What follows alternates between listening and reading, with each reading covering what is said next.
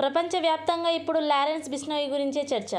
Bharat Canada మధ్య relations చెడిపోవడానికి కూడా gangster అయిన లారెన్స్ బిష్నోయే కారణమని కెనడా అనుకూల పత్రికలు రాశాయి. ఇప్పటికే మహారాష్ట్ర మాజీ మంత్రి బాబా సిద్దిక్ని దారుణంగా కాల్చి చంపింది బిష్నోయి గ్యాంగ్ అని తెలిసింది. ఎందుకంటే సల్మాన్ ఖాన్ని చంపకుండా సిద్దిక్ కాపాడాడని బిష్నోయికి కోపం. సిద్దిక్ వల్లనే గతంలో ఓసారి సల్మాన్ ఖాన్ను తప్పించుకున్నాడని, పదే పదే తప్పించుకోవడానికి ఆత్మబంధువైన సిద్దికే కారణమని లారెన్స్ బిష్నోయికి కోపం వచ్చింది. దీంతో లారెన్స్ బిష్నోయి బాబాని చంపేశాడు.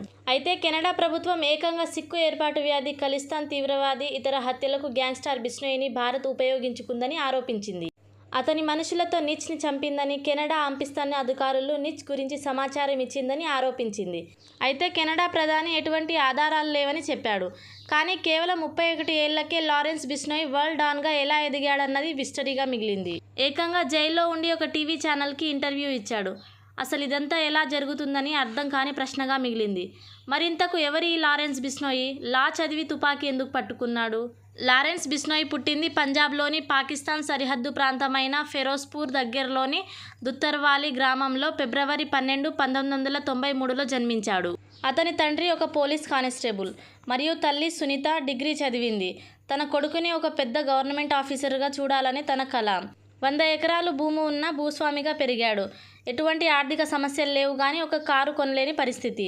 ఇక చదువు విషయానికి వస్తే బాగా చదివి లాయర్ అవ్వాలని తన కోరిక.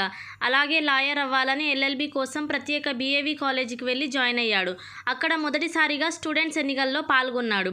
అక్కడ వేరే పార్టీల గొడవలున్నాయని తెలుసుకున్నాడు. అలాగే ఫైనల్ ఇయర్లో ఒక గ్యాంగ్పై దాడి చేశాడు. అప్పుడు రాజస్థాన్ పోలీసులు అరెస్ట్ చేశారు. ఇక అక్కడే లారెన్స్ బిష్నోయి దారి తప్పాడు.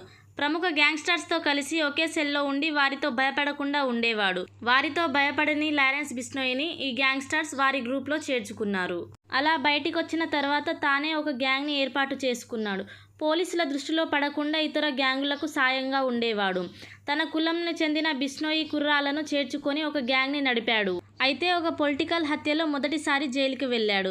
తర్వాత బెయిల్ మీద వచ్చిన తర్వాత కూడా వరుస హత్య కేసులలో జైల్లో ఉన్నాడు.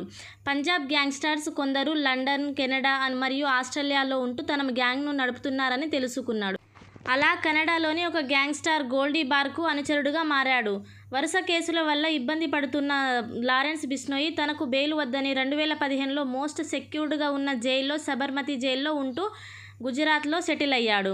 ఇక అక్కడి నుండి తన నేర సామ్రాజ్యాన్ని నడిపాడు. అలా మే 29, 2020లో పంజాబ్లోని ఒక పాప్ సింగర్ అయిన సిద్ధూ మూసేవాలాను 6 దుండగులు AK-47తో ఏకంగా దగ్గర నుండి కాల్చారు. ఈ సిద్ధూ మూసేవాలాను చంపింది ఈ లారెన్స్ బిష్నోయి గ్రూపే అని తెలిసింది. అలా అప్పుడు బాగా ఫేమస్ అయ్యాడు ఈ లారెన్స్ బిష్నోయి. తన గురించి అందరికీ తెలిసింది అప్పుడే. మళ్ళీ ఇప్పుడు ఈ లారెన్స్ బిష్నోయి గురించి హాట్ టాపిక్గా మారింది. ఎందుకంటే సల్మాన్ ఖాన్ను చంపేస్తా అని వార్నింగ్ ఇచ్చాడు. లారెన్స్ బిష్నోయి వాళ్ళ కుల గురువైన కృష్ణ జింకలను కాల్చి చంపేశాడని మరియు తిన్నాడని సల్మాన్ ఖాన్ మీద పగబట్టేశాడు ఈ లారెన్స్ బిష్నోయి. సల్మాన్ ఖాన్ని కాపాడాడని ఏకంగా మహారాష్ట్ర మాజీ మంత్రి బాబా సిద్దిక్ని దారుణంగా కాల్చి చంపింది ఈ బిష్నోయి గ్యాంగ్. ఎందుకంటే సల్మాన్ ఖాన్ని చంపకుండా సిద్దిక్ కాపాడాడని బిష్నోయికి కోపం. సిద్దిక్ వల్లనే గతంలో ఓసారి సల్మాన్ ఖాన్ తప్పించుకున్నాడని, పదే పదే తప్పించుకోవడానికి కారణమైన ఈ సిద్దిక్ను చంపేశారు ఈ బిష్నోయి గ్యాంగ్. అలా ఒకప్పుడు లోకల్ డాన్గా ఉన్న ఈ లారెన్స్ బిష్నోయి కొన్ని కారణాల వల్ల ఇప్పుడు వరల్డ్ డాన్గా మారాడు.